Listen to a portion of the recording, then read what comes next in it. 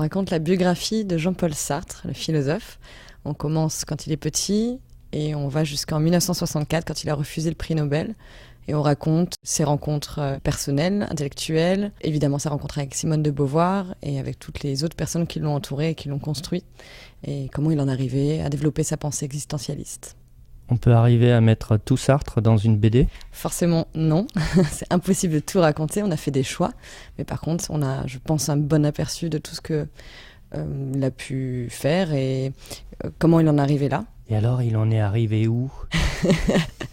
Alors, il a réussi à développer la pensée existentialiste, la philosophie existentialiste, qui consiste à dire, pour vulgariser, qu'il n'y a pas d'au-delà, par exemple, il n'y a pas d'inconscient non plus, et que l'homme est responsable de tous ses actes et de tout ce qu'il pense, fait, en tant qu'entité propre. Donc, il a réussi à amener ça, qui était une pensée vraiment nouvelle, post-guerre notamment, dans une France encore très croyante, par exemple, et qui était en plein boom de la psychologie également.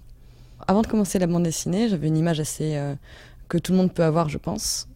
Donc l'image de l'intellectuel de Saint-Germain-des-Prés, assez bourgeois, et pas forcément très sympathique d'ailleurs. Et en fait, je me suis énormément attachée au personnage, mais tout ce qu'il représentait.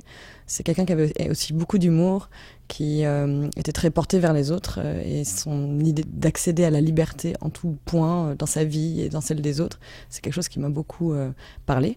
Et moi, aujourd'hui, j'ai un regard très bienveillant sur lui. Alors, vous n'avez pas fait de chapitre sur ses défauts ? Bien sûr que si. C'est pas un album pour faire l'éloge de Jean-Paul Sartre.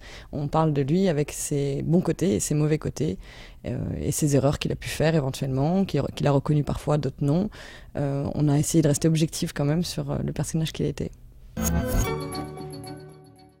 Ça raconte l'histoire d'une jeune maghrébine qui vit dans les montagnes et qui se fait chasser par ses parents, qui, pour survivre, va se prostituer pour avoir un toit, pour avoir un travail, et qui découvre sa beauté, qui va grandir en tant que femme, qui va s'émanciper, et qui va surtout devoir faire des choix seule.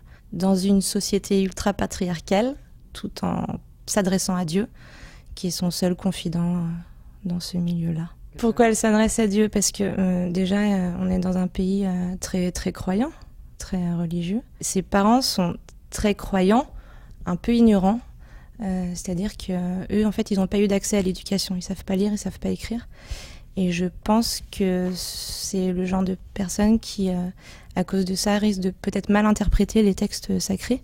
Et notamment, on le voit dans la BD quand le Fki arrive et qui lui fait croire qu'il est en train de lui offrir le cheveu du prophète, alors que, comme dit Gebara, l'héroïne, c'est ni plus ni moins qu'un poil de cul. Et donc voilà, elle évolue un peu dans une famille comme ça, très très croyante. Donc elle y croit aussi, par défaut, mais elle se pose des questions. Elle se dit, est-ce qu'on est vraiment obligé de prier à telle heure ? Est-ce qu'on est vraiment obligé de faire ça ? Le roman est de Safia Azedine et l'adaptation BD est d'Simon. Évidemment, j'ai lu le roman. Je trouve que d'avoir une version imagée, ça permet quelque part d'avoir des moments un peu moins crus, un peu moins violents aussi, parce que j'en ai fait quelque chose d'un peu plus pudique par moments, un peu plus subtil. Et j'ai essayé d'adoucir quelques moments un peu durs.